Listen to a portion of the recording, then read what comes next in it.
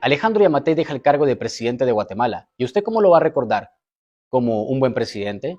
¿Como el mejor presidente en la historia de Guatemala? ¿O como un mal presidente? ¿O como el peor presidente en la historia de este país? Después de investigar la corrupción de Alejandro Yamatei durante 4 años, yo personalmente podría decir que Alejandro Yamatei va a ser recordado como no quería ser recordado. Ajá, como un hijo de puta más. Todos recordamos esa frase memorable. Yo no quiero ser reconocido como un hijo de puta más en la historia de este país. Alejandro Yamatei dijo que no quería ser recordado como un hijo de puta más porque en su gobierno no habría corrupción, ni abusos de poder, ni impunidad, ni violaciones a los derechos humanos. Sin embargo, en su gobierno hubo eso y más. Así que la pregunta aquí es, ¿cómo va a recordar usted a Alejandro Yamatei? Yo no quiero ser reconocido como un hijo de puta más en la historia de este país. Pero aparte de todo esto, de ser recordado como un hijo de puta más, porque la mayoría de los guatemaltecos eso es lo que piensa por todo su legado, también hay que recordar a Alejandro Yamatei como un presidente mentiroso. ¿Y por qué mentiroso?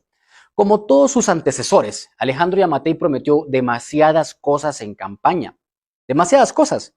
Solo que en este caso no cumplió la mayoría, o mejor dicho, ninguna. Muchos recordamos del tema de las AAS. El tema de las AAS dejó tanto de qué hablar durante la campaña. Demasiado de qué hablar de eso. Alejandro Yamatei prometió cerrar las AAS, pero al llegar al cargo probó los manjares. Es decir, la buena comida, el transporte, la casa en la playa, la casa en la antigua, la casa presidencial, la piscina y tantas cosas más que las AAS le daba, con tal de que no cerrara esa institución. Al final se quedó en una sola promesa. Otro tema importante, el Parlamento Centroamericano. Prometió salirse del Parlamento Centroamericano, pero Alejandro Yamatei llegará a esta institución centroamericana a ocupar una curul y a cobrar mensualmente $4,000. Sí, todos los años el Estado de Guatemala da un aporte entre 10 y 13 millones de quetzales al Parlamento Centroamericano para cubrir el sueldo de los más de 20 diputados que tiene Guatemala en esa institución. Otra promesa vacía. Prometió disminuir la pobreza en Guatemala. Y lo hizo, ¿sabe? Disminuyó la pobreza en Guatemala. O mejor dicho, se enfocó en disminuir la pobreza de ciertas personas en Guatemala, como Luis Miguel Martínez. Sacó de la pobreza a Luis Miguel Martínez, a su pareja, y también sacó de la pobreza a la familia de Miguel Martínez. Y aparte de eso, sacó de la pobreza a sus hijos, a Estefano, Alejandro Eduardo y Ana Marcela, y sobre todo también a su expareja.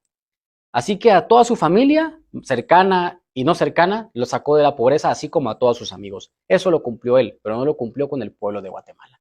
Otro tema importante, y podría hablar de tantos en este video, pero vale la pena resaltarlo, el tema de las carreteras. Prometió muchas carreteras en el país, pero al final solo se enfocó en una carretera, la carretera que lleva a Santa María de Jesús en Zacatepeques. Sí, esa carretera de más de 60 millones de quetzales que costó y que lleva puntualmente a su finca, a la finca El Nacimiento en Zacatepeques. Al final, no se preocupó por las carreteras a nivel nacional, se preocupó por las carreteras, o mejor dicho, esa carretera que llevaba a su finca. Y así podría hablar tantas cosas de Alejandro Yamatei que no cumplió, demasiadas. Pero al final va a ser recordado como, él no quería como ser reconocido, como un hijo de puta más, y sobre todo, como un presidente mentiroso.